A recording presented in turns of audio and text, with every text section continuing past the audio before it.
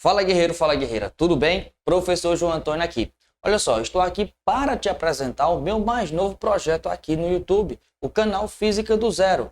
E como o próprio nome diz, aqui você vai aprender física do zero até o avançado. Aqui você vai aprender física para as provas do Enem e dos principais vestibulares do Brasil. Nessa primeira aula nós vamos falar sobre a grandeza trabalho. Mas professor, o que é trabalho? Trabalho é uma forma de energia, tá? Mas no nosso cotidiano essa palavra tem outro significado. Por exemplo, quando eu digo que vou trabalhar, eu vou exercer a minha função no meu emprego, por exemplo.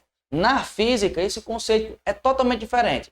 Trabalho na física é uma grandeza física que relaciona a transferência de energia devido à atuação de uma força.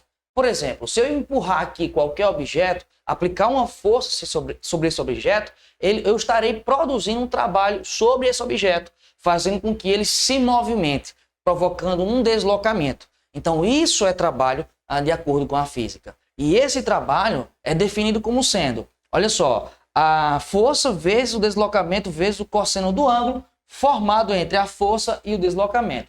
Lembre-se que trabalho é uma grandeza escalar. Por ser uma forma de energia, no SI, energia é dada em joule ou joule, como você preferir, mas representada pela letra J. Agora veja a seguinte situação. Eu tenho aqui um bloquinho de massa M qualquer e esse bloquinho está sendo puxado por essa força F de intensidade, F, e nós temos aqui que ele vai sofrer um deslocamento. Então, você perceba o seguinte, que essa força F e esse deslocamento, entre eles formam um ângulo. Então, o que é que eu posso dizer, afirmar para vocês? Que, além da força e do deslocamento, o trabalho também vai depender deste ângulo. Mas, professor, qual é a influência desse ângulo θ no cálculo do trabalho? Agora a gente vai ver a influência do ângulo θ no cálculo do trabalho. Imagine o seguinte, naquela situação do bloquinho. Sendo a força igual a 2 newtons e o deslocamento igual a 1 metro. Se θ é igual a 0 grau, o cosseno de θ vale 1.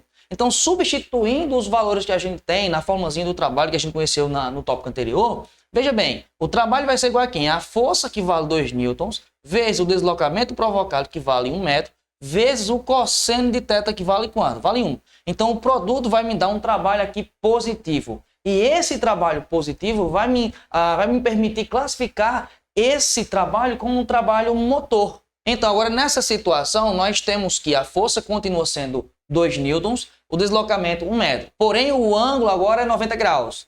O cosseno de 90 vale 0, tá? Substituindo os valores que eu tenho aqui das informações, nós temos que a força é 2, o deslocamento é 1 e o cosseno de 90 graus é 0. Então, aqui vai me dar um produto nulo. Ou seja, nesse caso, o trabalho produzido por essa força é um trabalho nulo. Nesse último caso, veja agora que o ângulo formado é de 180 graus. Ou seja, o deslocamento e a força que é aplicada sobre o bloquinho têm sentidos contrários. Neste caso, o cosseno de 180 vale menos 1. A força e o deslocamento continuam com os mesmos valores, ou seja, 2 newtons para a força e 1 metro para o deslocamento.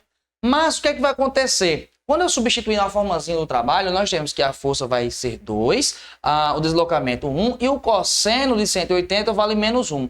Então, neste caso, eu teria um produto negativo igual a 2 joules. Ou seja, o trabalho aqui será igual a menos 2 joules. Neste caso, como o trabalho é negativo, apresentou um valor negativo, eu posso dizer que o trabalho realizado por essa força sobre o bloquinho é um trabalho resistente. Como calcular o trabalho da força resultante? Veja que nessa situação nós temos aqui um bloquinho de massa M qualquer e nele atuam ali 4 forças. Então como é que eu posso calcular o trabalho resultante naquele bloquinho, produzido sobre aquele bloquinho, professor? Veja bem, nós podemos fazer isso de duas formas. Quais são essas duas formas? Nós podemos calcular o trabalho que cada uma dessas forças produz sobre o bloquinho e fazer uma soma. Tá? Uma soma normal ali, somar todos os trabalhos, aí eu vou ter o trabalho resultante. Ou seja, o trabalho da atuação dessas 4 forças sobre esse bloquinho. Ou seja, neste caso, eu posso dizer que o trabalho resultante pode ser dado devido a quem? Ao trabalho da força 1, mais o trabalho da força